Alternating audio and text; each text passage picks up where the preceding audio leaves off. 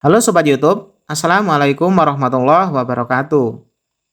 Sobat YouTube sekalian, selamat datang kembali di channel saya.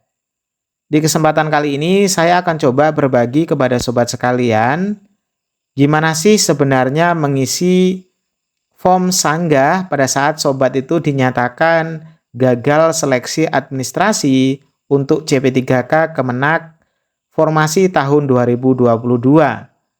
Khususnya nanti di sini nih kaitannya pada saat sobat itu dinyatakan gagal karena sobat itu adalah mengabdi pada madrasah swasta. Ini ya, kita akan coba nanti memberikan 3 buah contoh redaksi kalimat yang bisa sobat kembangkan untuk ngisi sanggah ini ya.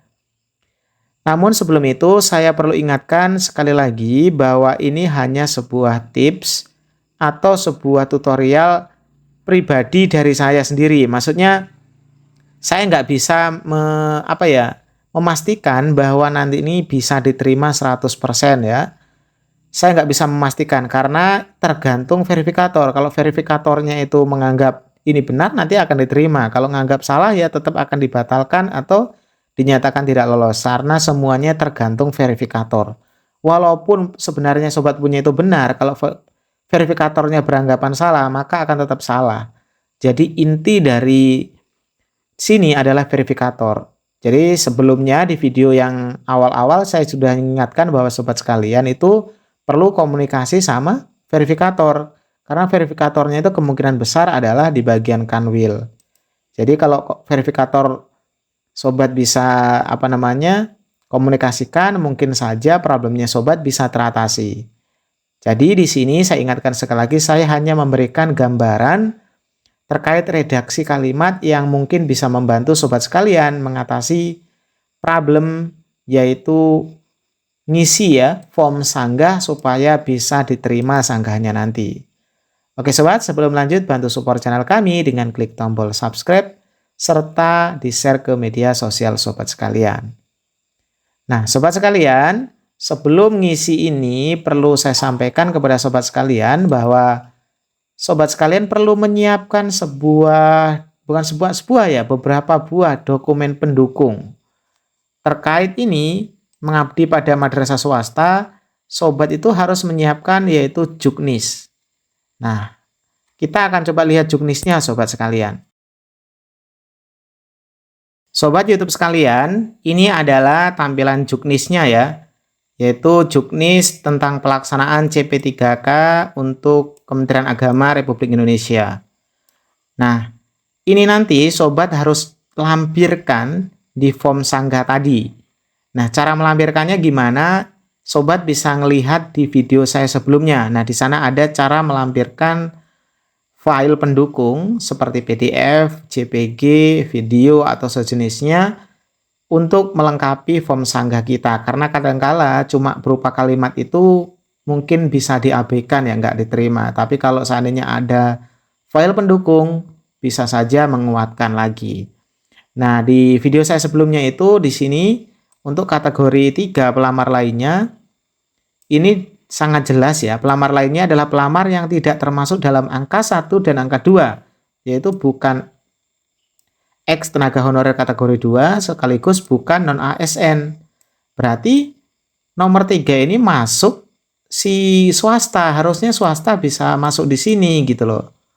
Jadi nanti keterangan ini kita akan coba masukkan di form sanggah tadi. Sekaligus dokumen ini kita akan coba lampirkan.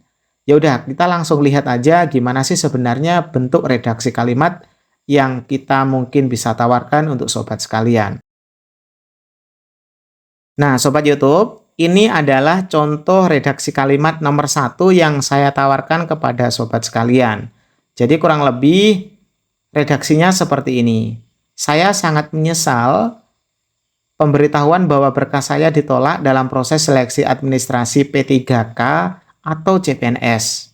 Saya mengajar di sekolah swasta dan saya mengacu pada juknis atau aturan yang berlaku. Tidak ada ketentuan yang menyatakan bahwa pelamar dari sekolah swasta tidak diperbolehkan untuk mengikuti proses seleksi ini. Bahkan, kriteria pelamar menempatkan bahwa swasta itu dalam kategori nomor 3, yaitu pelamar lainnya. Saya juga ingin menyertakan bukti berupa file PDF juknis yang menjelaskan hal tersebut. Jadi ini sangat-sangat jelas menjelaskan bahwa yang pertama, bahwa di sini ini guru yang mengajar di sekolah swasta itu nggak ada dikatakan di juknis itu nggak boleh ngelamar ya, nggak boleh mendaftar, itu nggak ada. Jadi sebenarnya sekolah swasta itu bisa.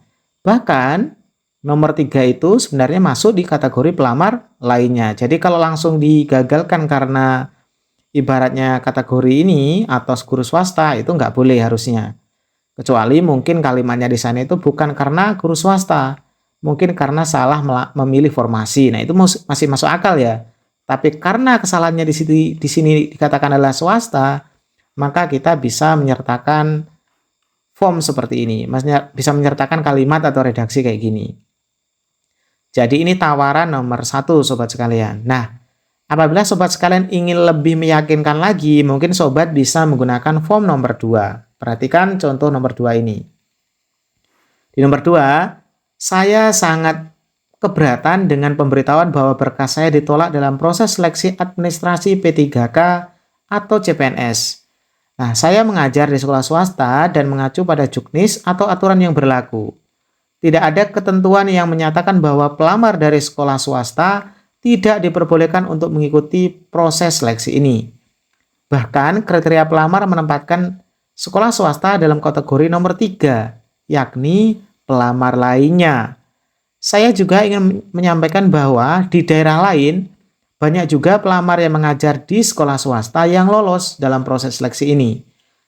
Bahkan di beberapa daerah saya sendiri yang lolos itu ada meskipun mengajar di sekolah swasta.